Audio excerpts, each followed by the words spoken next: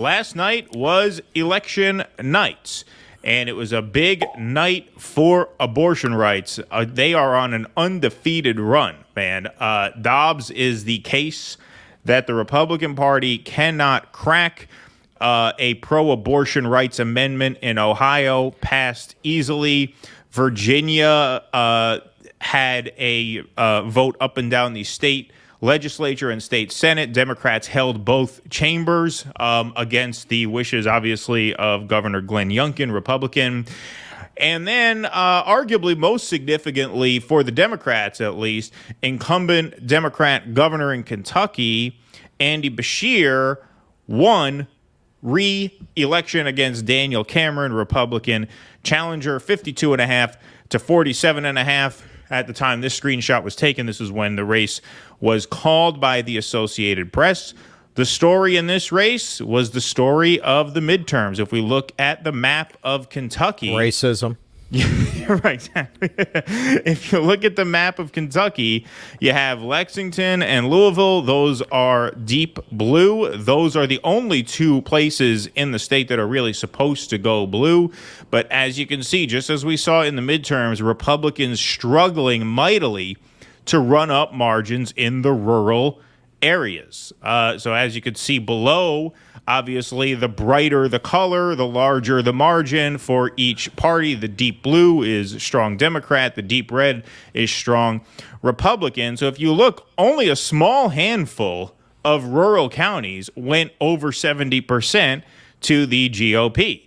As you could see, Democrats were able to eke out narrow victories in some of these rural areas here, but most of the rural areas went Republican, but only slightly so, that very light pink.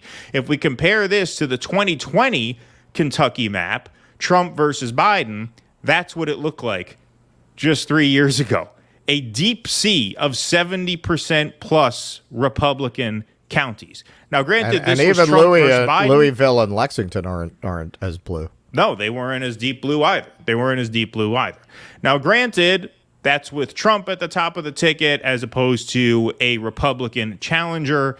Andy Beshear is, political royalty in the state of Kentucky, son of very popular two-term governor Steve Beshear, who served pretty recently from 2007 to 2015. So it's not as if this was just a generic Democrat versus a generic Republican. Beshear is one of these Appalachian blue dog Democrats who's pretty centrist, who's fairly popular in the state. But still, that does not account for this difference.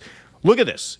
Look at 2020, a sea of overwhelming Republican counties versus this, not even close. Not even close. This is the Dobbs decision at work right here. Republicans still winning most rural areas, but not by nearly the margins they used to. Not anywhere close, and that is killing them. It killed them last night in Kentucky. It hurt them in Ohio. It hurt them in Virginia.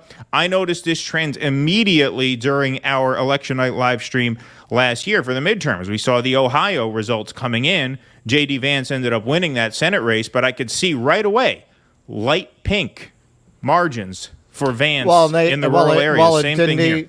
Yeah, and his slogan really brought it home. Red state condoms break too. Yeah, right. Exactly. Yeah, that was his campaign slogan. They should run with that everywhere. That's probably the best slogan they can come up with, honestly. If you're a Democrat, you really can't do better than that. It's working. Well, there's nothing else they got to run on. You may as well. Well, that's it. And this just shows that this is really Republican bad karma going back to Reagan come back to bite them in the ass. I mean, it's just they played footsie with the Christian right for over 40 years, ever since Reagan. People forget this now. The Republican Party did not get into all this culture war shit. The Republican Party was more defined until Reagan by its Rockefeller Republicans than by the Christian right. I mean, the kind of country club Republicans who would have found, the Pentecostal born again kind of religion as very uncouth. They wouldn't have wanted anything to do with those people. Reagan saw the political potential, and he gave them his famous line, "I know you can't endorse me, but I endorse you." Right. And that was it. He made a so to speak devil's bargain with the Christian right, and the bill came due now. Finally, they kept pushing it, and up through the first Bush, they just pretended to be for pro-life policies, right? They got their votes, but they didn't actually do anything to try to enact it. It was with Bush the second that they really actually started to push this legislation. And that was partly because the Christian right said, we're not going to keep voting for you with no results. You're actually going to have to start delivering on these policies. You can't just keep saying that you're for it. You got to actually prove that. And now here we are. They're the dog that caught the car. Now, okay. Now you've done it. Nobody wants that. Nobody wants that. Nobody wants to be stuck with the girl they banged in the Dairy Queen parking lot. I'm sorry. Right. Or nor her with him, right? Like nobody wants a lifelong bond. I mean, some people do, but people don't want, even if they do feel that way, that they would never have an abortion.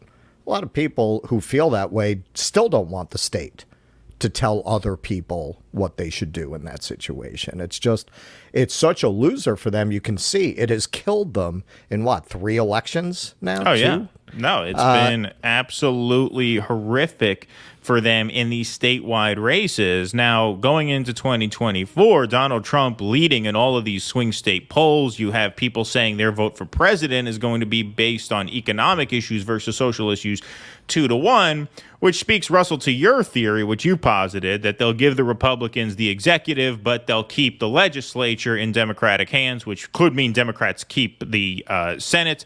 They probably won't flip the House next time, but they will likely keep the Senate, because if you look, it's the statewide races where these issues are just destroying them. The governor's races and the Senate races, that's where it's wreaking havoc. Please clap.